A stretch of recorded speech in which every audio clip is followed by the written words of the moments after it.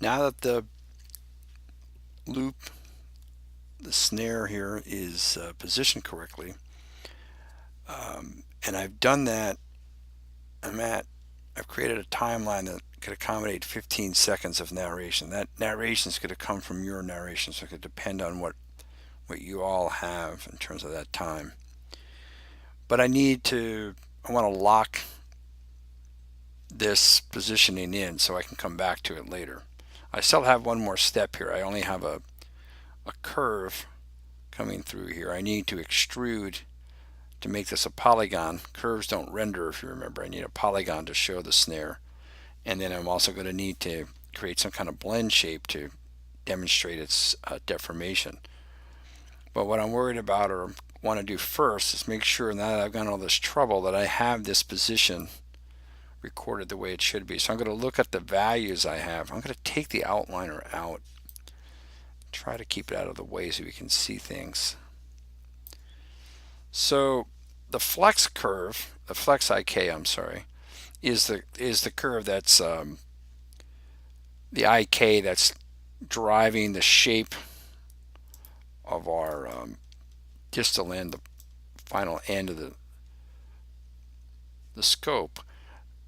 But really, if you look at its, here are the attributes that we would animate. They're all at zero because really it's not the flex curve that's doing any of the animation. It's the bend deformer and its curvature that's influencing the IK for those last set of joints.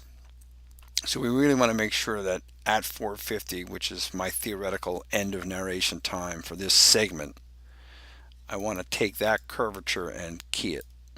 So I select it with the left mouse, right mouse, and say key selected. And I'm on frame 15. See, immediately I get a key indicator. Now let's see what else is animated. So the IK flex isn't, but the snare, that's the thing we use to adjust to get the curve to position itself relative to the battery. It has several values, and I'm gonna animate all of these. The offset, the roll, and even though the twist is set to zero, I'm going to animate it as well. So I left mouse and drag on the words, right mouse, key selected. The last thing I think is the scope. So left mouse, drag on the words, key selected. Okay, so now at frame 450, I've got all those elements recorded. Now I'm going to go back to frame 0. That's at the start. And there are things there that aren't, nothing's recorded yet. But I know I'm going to come back to my front view here and kind of come out on both of these, pan out a little bit. So I'm going to suggest that that's about the most of the stomach I'm going to show. I'm going to show only about this much esophagus. So if I go to my scope IK and just change the offset to, let's say, 5, okay, already I'm too far up. So let's change that to 5.6.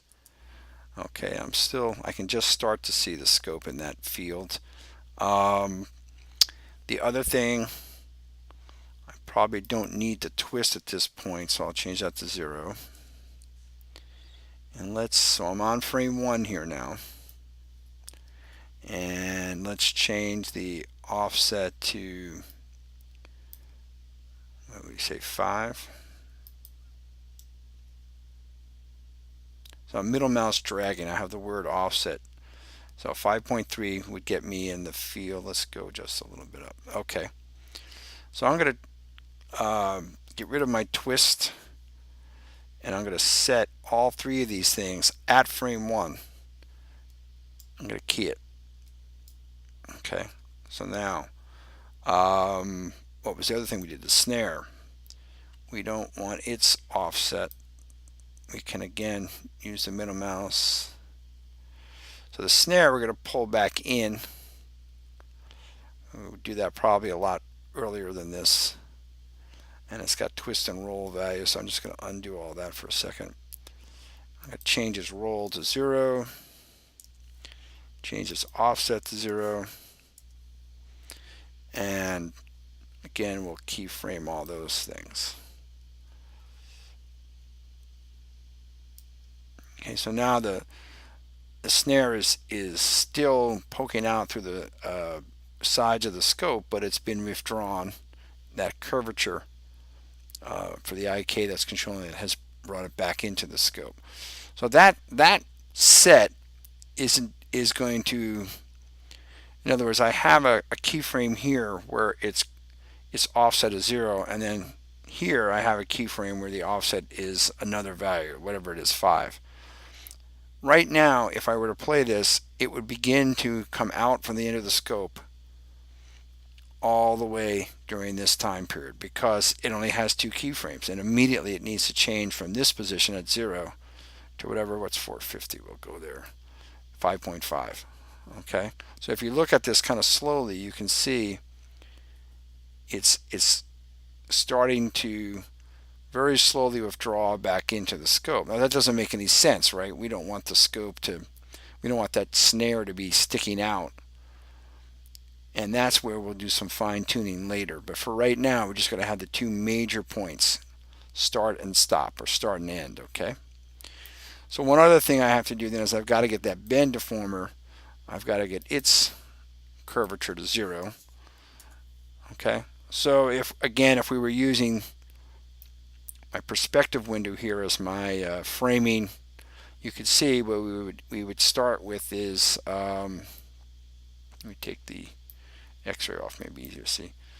So we would have the scope just starting to show up, okay?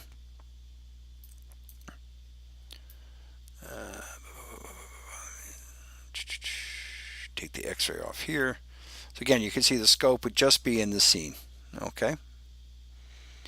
And depending on how we crop that, that's pretty good. So from there, it's good. And again, you can see how the bend deformer, it doesn't know anything different either. It only knows that it's supposed to start at frame 1. It should be at 0 there. So something I did was not correct. Maybe I didn't key it. Yep. Okay, the curvature is still at 35. I changed it to 0. Say key selected. Okay. So now the bend deformer, it will move immediately, trying to get to that end position. But we can, again, go in intermittently and change that. All right, so we're back. At this point, we're all back to the beginning, where we're inside here. But I still have to work with is this problem. I still have this snare, and I need to change its, I need to be able to control its shape. I need to use a shape lens. So let's see if we can go to the next tape and put that on.